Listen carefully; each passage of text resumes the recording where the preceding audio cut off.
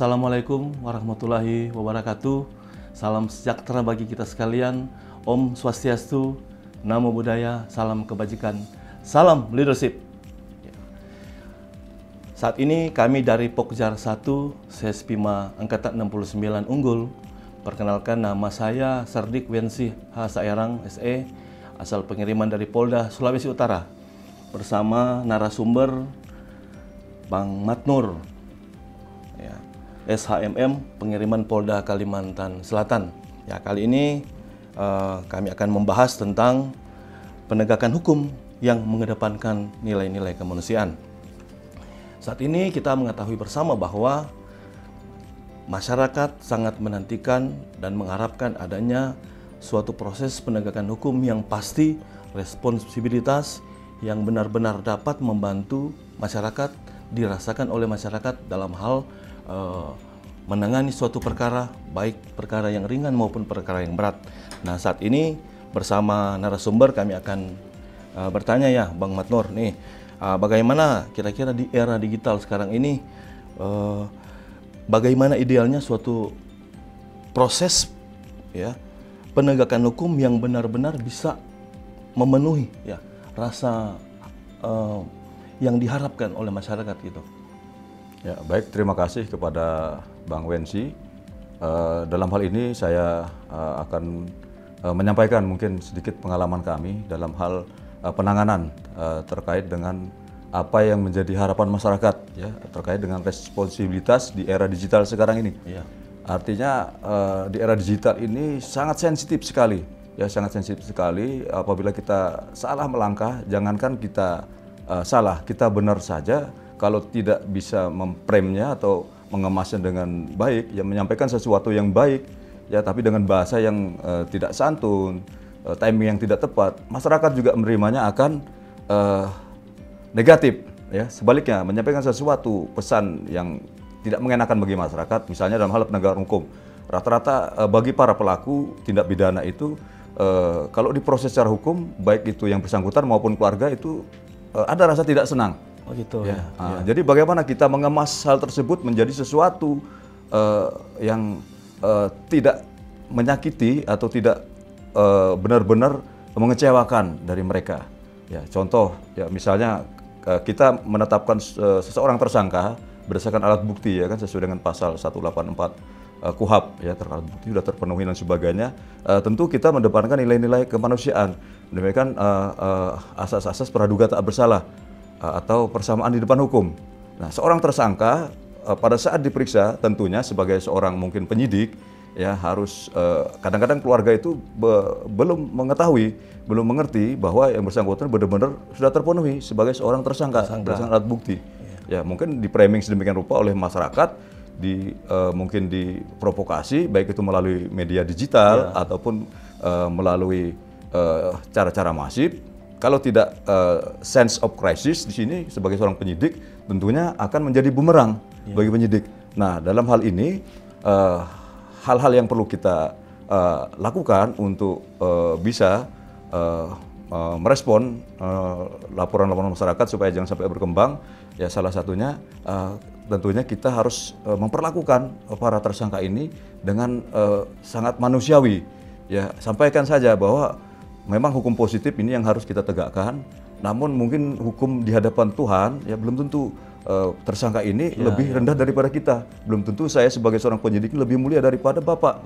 Bisa jadi nanti Bapak nanti di akhirat lebih ini. Hal-hal yang seperti itu kadang-kadang menyentuh. Ya, jadi intinya masyarakat masih ada ya rasa kurang puas terhadap penanganan kasus untuk apa yang ditangani oleh penyidik. Seperti tadi Bang Matnur sampaikan bahwa kurangnya melakukan gelar perkara, ya pasal 184 KUHP, alat bukti yang sah sudah jelas, keterangan saksi, keterangan ahli, surat petunjuk dan keterangan tersangka itu menjadi satu bagian untuk memenuhi unsur nggak si tersangka ini tetapkan sebagai tersangka, gitu kan? Ya, apa kira-kira pengalaman ya dari Bang Matnur? Ya, pengalaman bertugas mungkin sebagai Kasat Reskrim ya dulu ya. Oke. Sebenarnya kita yang kita tonjolkan bukan hanya memang kita harus profesional, jadi dari aspek yuridis memang harus kita kuasai. Namun untuk di era digital sekarang ini bukan secara yuridis saja yang harus kita tonjolkan, karena masyarakat ini berlatar belakang yang berbeda-beda, pengetahuan, kompetensi dan sebagainya mereka juga terbatas. Ya kalau kita hanya mengejar aspek yuridis tanpa kita mengetahui karakter dari masyarakat tersebut, mereka juga nanti menerima tetap negatif. Apalagi stigma terhadap polisi, Polri di era sekarang ini sangat negatif. Ya hal-hal yang berbau aturan dan sebagainya, mereka udah nggak percaya lagi kan.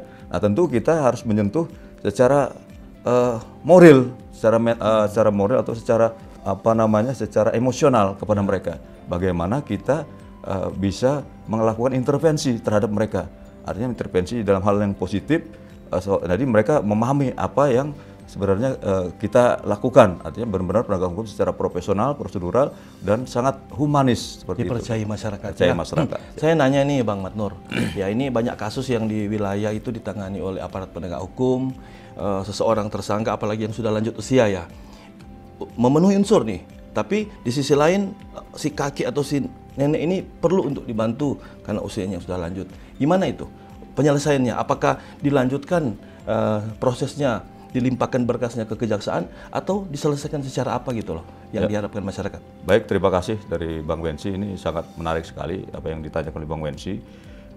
Memang kalau secara normatif ya yang tadi disampaikan oleh Bang Wensi, jadi tidak artinya asas persamaan di depan hukum, baik itu tua, muda, kakek ataupun anak-anak. Nah, walaupun anak-anak itu ada namanya lex spesialis ya. Ya, sistem peradilan pidana anak ya. Anak-anak itu undang-undang pelindungan anak dia khusus ada aturan yang mengaturnya. Jadi kita tidak sembarangan. Namun demikian secara normatif ya kan sebenarnya itu berlaku sama Bang Wensi, baik virtual dan sebagainya. Namun demikian sebagai seorang penyidik atau penegak hukum di era digital sekarang ini yang sangat sensitif, tentunya kita harus mempunyai sense of crisis ya, kepekaan ya. Manakala yang bersangkutan ini memang kita yakini setelah kita lakukan penyelidikan secara mendalam sesuai dengan timeline penyelidikan ya, sesuai dengan aturan yang ada, timeline lidik dan sidik, bukan hanya dari sisi aspek hukumnya saja, dari sisi aspek kemanusiaan atau profiling daripada yang bersangkutan itu tentunya harus kita jadikan bahan pertimbangan.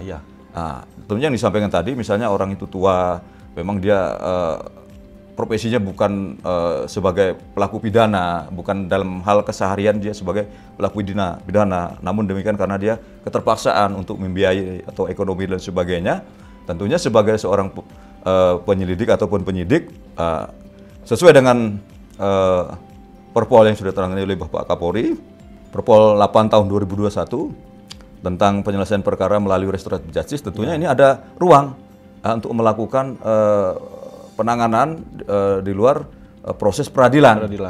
Namun demikian tetap ada kepastian hukumnya. Ya tentunya di situ ada syarat formil dan syarat material yang harus terpenuhi.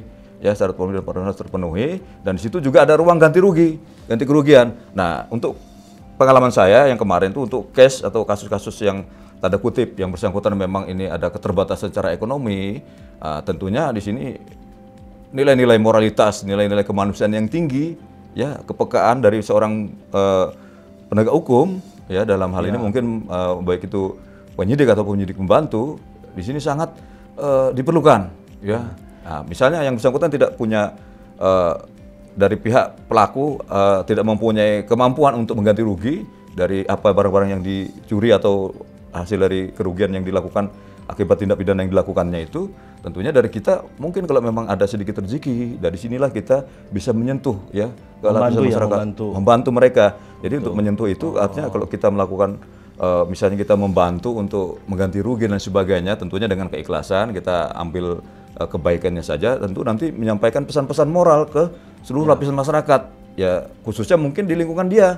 Artinya cerita ini nanti menjadi sesuatu yang positif ya, yang tentunya sangat membantu membangun trust terhadap Polri itu sendiri, khususnya dalam hal penegakan hukum. Ya, yang banyak terjadi di masyarakat yang memang ramai sekarang kita lihat bahwa masyarakat ngomongnya gini sih, oh kami tidak menerima pemberitahuan dari penyidik sejauh mana penanganan kasus ini. Kita tahu bersama kan SP2HP kan sesuai tahapannya harus diserahkan nih. Ya, kemudian penyidik manggil si calon tersangka saksi kemudian mereka sudah menghadap tapi penyidiknya nggak ada. Gimana kira-kira tanggapan Bang Matnur? Memang ini tidak bisa kita pungkiri, ya ada saja kejadian-kejadian seperti ini. Tentunya sudah ada sistem atau sudah ada instrumen yang sangat kuat dari pembina fungsi tingkat atas, dalam hal ini dari tingkat Mabes Polri, dalam hal ini dari Bariskim juga. Itu ada namanya SP2P online. Ada namanya e-wasidik, itu pengawasan sudah sedemikian rupa. Dan itu juga langsung terkonek, ya penyidikan, dan juga secara manual juga di Polres-Polres mungkin itu ada terobosan-terobosan, khususnya kami kan pada saat di Hulu Sungai Selatan juga itu karena ada beberapa wilayah yang tidak terjangkau jaringan internet, ya SP2HP online itu akhirnya kita namanya delivery SP2HP. SP2HP itu yang kita berdayakan para babin, kadang-kadang ada yang di gunung. Nah itu alhamdulillah sudah berjalan, artinya ini tinggal komitmen dan konsistensi daripada para penegak hukum, khususnya dari penyidik maupun penyidik pembantu. Olah, baik.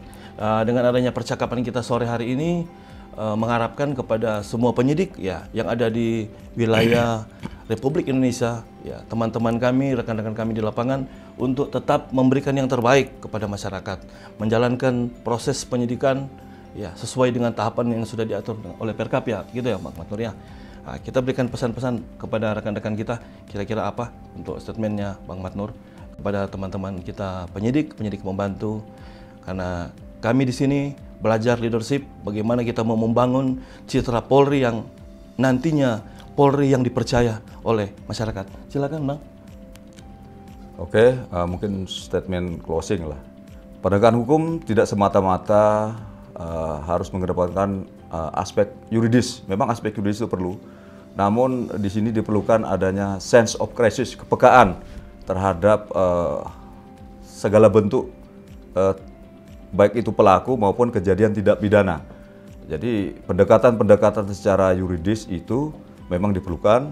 Namun demikian yang lebih diperlukan adalah adanya kepekaan ya terhadap situasi yang ada, baik itu pelaku maupun daripada kejadian, supaya pesan-pesan daripada penegakan hukum itu benar-benar bisa menyentuh kepada masyarakat. Kalau kita hanya melakukan penegakan hukum, akhirnya di situ ada sesuatu yang menjadi kontraproduktif, ya, maju satu langkah untuk mundur dua langkah. Demikian. Ya, terima kasih untuk narasumber kami Bang Matnur. Terima kasih. Semoga pesan-pesan kita ini boleh dilaksanakan oleh teman-teman kami, rekan-rekan kami di lapangan dalam hal menangani suatu perkara, sehingga Polri yang dapat dipercaya, Polri yang disimpati, dan Polri yang selalu memberikan rasa kepercayaan terhadap masyarakat dalam berbagai hal. Terima kasih ya. Demikian dari kami dari Pokjar 1, saya host Sardik Wensi Saerang SE, pengiriman Polda Sulawesi Utara, dan rekan saya narasumber Bang Matnur SHMM, pengiriman Polda Kalimantan Selatan, undur diri dari hadapan pemirsa. Kita jumpa kembali. Salam leadership, salam unggul kami dari Sespima Angkatan 69. Terima kasih. Tetap semangat.